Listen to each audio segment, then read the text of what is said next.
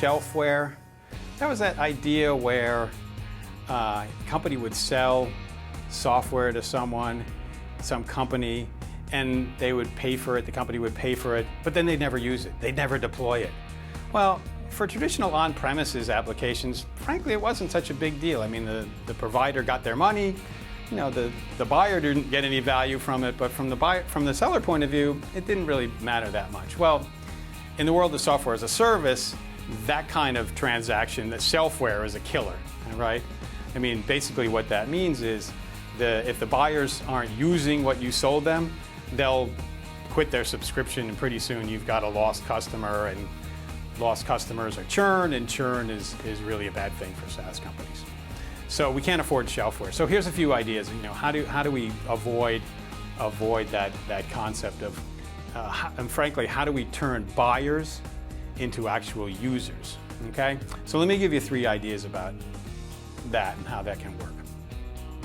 The first idea that I've seen work is give some coaching, give some guidance to the new buyers. Help them through this onboarding process.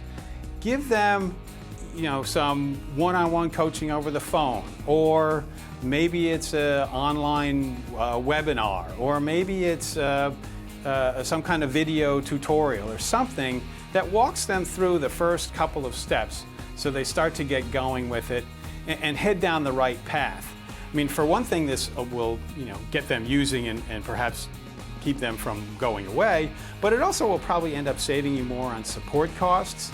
You know, what you don't want from a support point of view is some new user gets on board and they go completely down the wrong track, and then when they first call into support, the support person has to spend a couple of hours kind of rewinding what they did. So this can help you in 2 ways. So think about giving them, you know, some initial guidance and some coaching down the first steps. The second thing to think about is to focus on just 1 or 2, maybe 3 basic tasks. You want this person to accomplish something that's useful to them early on.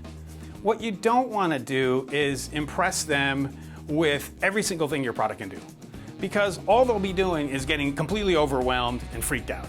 So what you want to do, like I said, is get them to do a couple things they'll say, wow, this is pretty useful, pretty easy to use, they get more confidence, and then they can take the next steps often by themselves, okay? The third thing, and this is to pay attention. One of the great things about software as a service is that you can actually see if people are using your software. You can tell if the new users have logged in or not.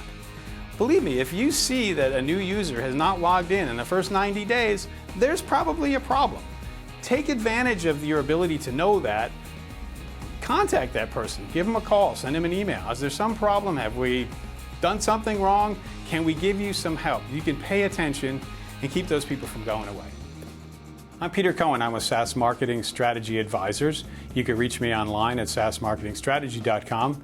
And I also do a newsletter called Practical Advice on SaaS Marketing.